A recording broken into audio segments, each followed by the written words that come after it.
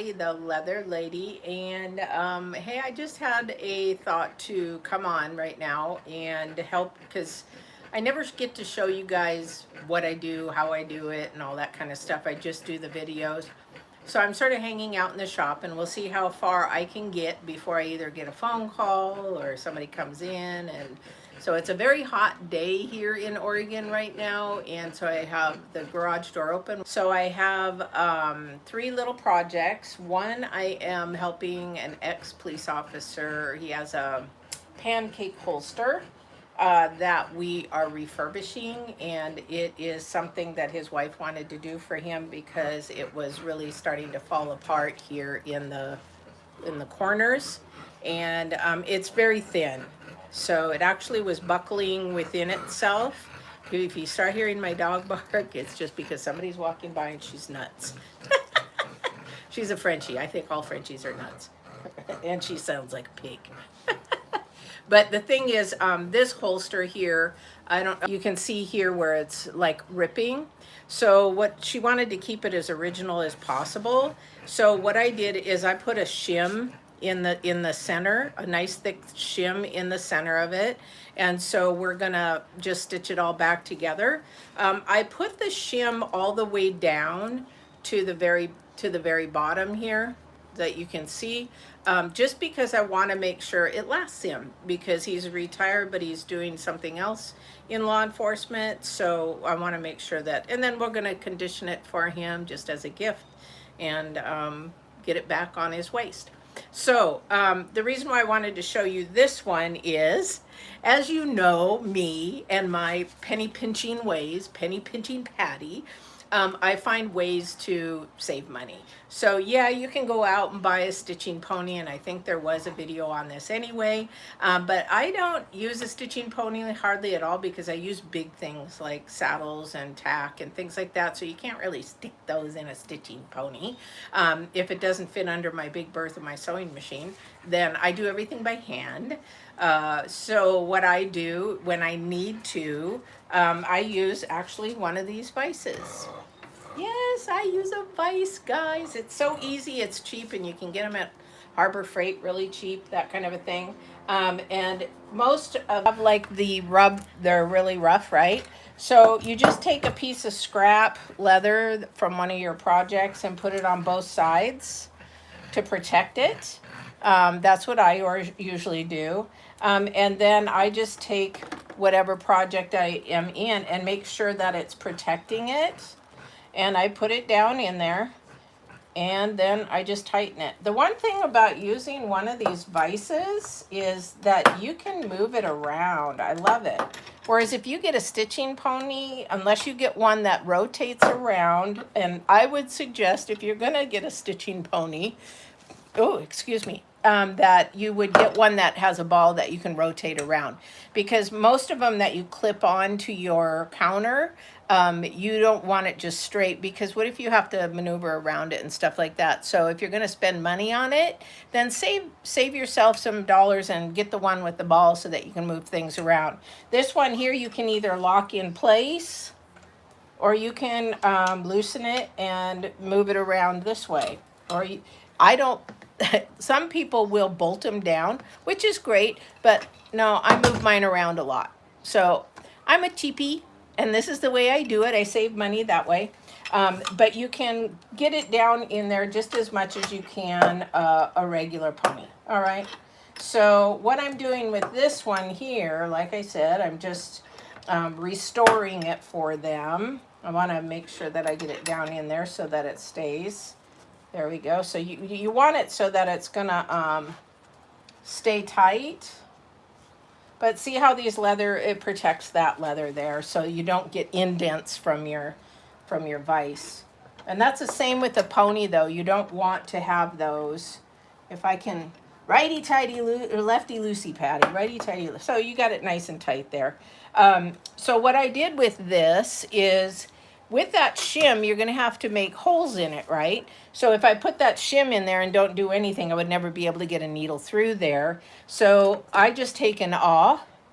This is sort of like glued to my hand half the time.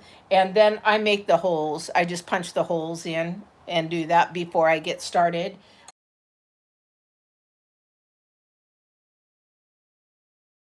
so that I can make them easier. It's better to put it, don't make the holes before. You put the shim in there, you glue it down, you got to glue it in.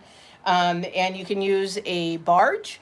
You can use different kinds of leather. If you don't have barge, there are leather glues that sort of look like Elmer's glue.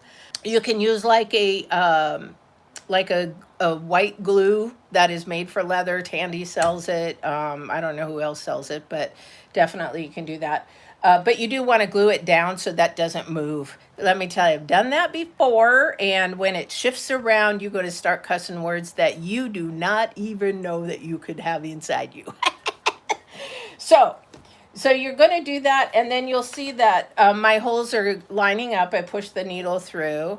And so what I'm going to do with this one, all I'm going to do is a basic saddle stitch. All right. And with a basic saddle stitch, I have a video on that. If you have never done one, it's just a basic stitch, and you're just going to go back in and back out, back in and back out.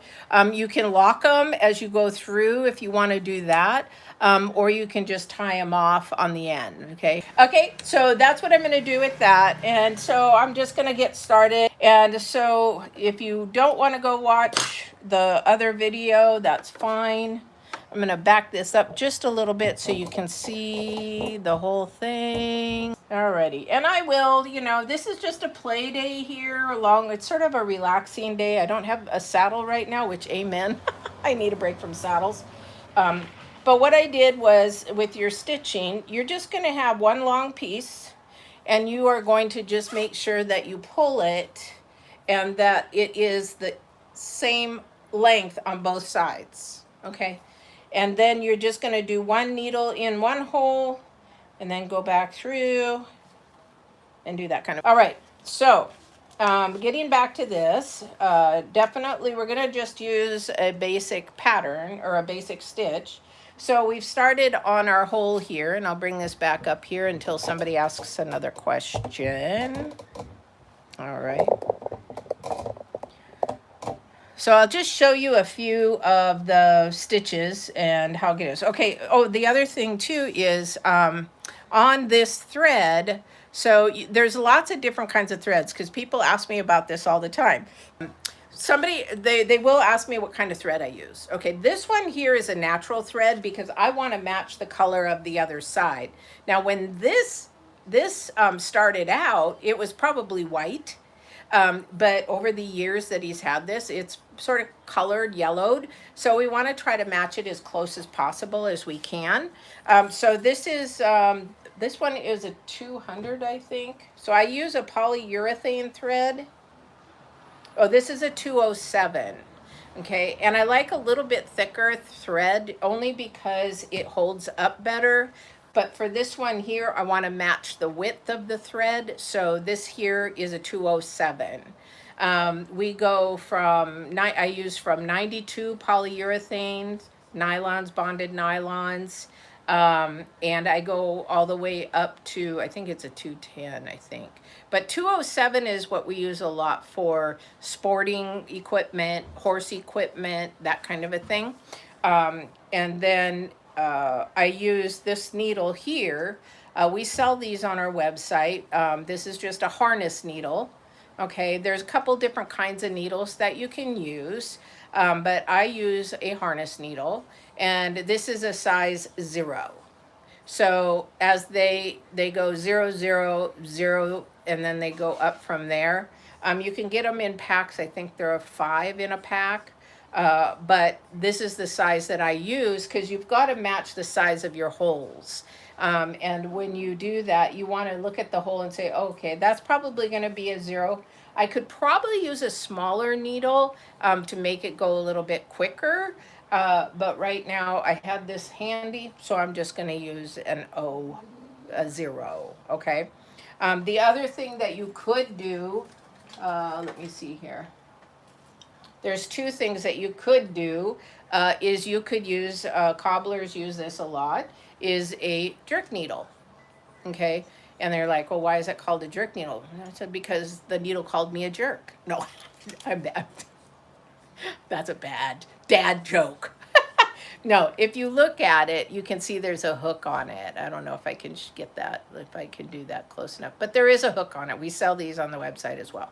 And you can use that. And basically with this one, you will put it through, you'll wrap it around, you'll hook and pull it through. This is great. We use this a lot for sheepskin. So if you're doing any crafts or art or anything, I'm your biggest fan. Oh, thanks. Send me some love. Send me those little hearts. I love those little hearts. I'm just joking, just joking. But we use this on sheepskin. Here's why. Okay, so if you're a saddle person, if you're a horse person, and you have to do something with sheepskin, say you're adding sheepskin, and you don't have a big machine, you would want to use these. Because if, for example, if you think of a Western saddle and you're refleecing the bottom of it, and God forbid you have to do it by hand. I've done many of the saddles by hand. Thank goodness I got Big Bertha my sewing machine now. I don't have to do that. But if you have to do it by hand, get yourself one of these. Because when you put that shearling on, you cannot see the hole coming back through. There's no way. And you're going to be digging and trying to figure out where that hole is, or you're going to take your awl and put it through, and then you're going to try to get it through that hole, and you'll be cussing yourself out. But when I found this and I saw a YouTube video, the gentleman was doing a horn with it, restitching a horn with it. And I was like, well, where can I find one of those? So I watched that like 3 or 4 times, because when he taught, he was like, go through this way. And I couldn't see the thing fast enough. So I had no clue what I was looking at. So I'm like, okay, what's he using? What's he using? So I had to literally slow it down from frame to frame to frame. So if you're teaching out there, slow down. But this is, cobblers use it, but it is phenomenal, because if you put it through and you loop underneath and pull it through, then you go to the next one, loop, pull it through, and you pull your threads through. But you will love this. Now, this is a cheapie that we sell. There's a lot better ones out there, but if you're just trying it and you don't want to spend a lot of money, which I wouldn't if I don't know if I like it, again, there's that penny pinching Patty again, then buy a cheap one, try it. I would say these are really, really good unless you're doing something heavy over and over and over again, because these get put in by, you just unscrew it and then you put the needle in there and you pop it back in and you screw it again. So like ours, they come with like a 2-pack. No, you can get these in a 2-pack or a single one, but they come in with a couple different needles, like a hook needle, a smaller needle, and stuff like that. But definitely, it's great to have in your arsenal, especially if you're doing things. And you can do that with these too, because you could do this in a loop. This needle's a little too big and my smaller needle broke, so I'm not going to use this because I would be making those holes bigger. Okay, here's another tip. If I were to use this, and this is a little bigger than the holes, because this is so old, I could actually strip the hole. I'm going to bring you closer again. So you could actually put this in here, and if it's too big and you push it through, you could slice that next hole. And then what happens is it's not going to look like a normal stitching like this. It's going to look like you've skipped and you went to the next one, and so you got this big long line. So again, having the right needle for the right size hole and thread is key. All right. So there's that. So just sharing with you, I'm in the shop. I thought I would play around, share with you some of my projects that I'm doing. I don't always do just saddles, that kind of a thing, so you know. Otherwise, I just thought I'll show you some tips today. I hope to see you guys on the next one. Don't forget to subscribe, like, and share. Thank you for coming in. Appreciate it. Take care now.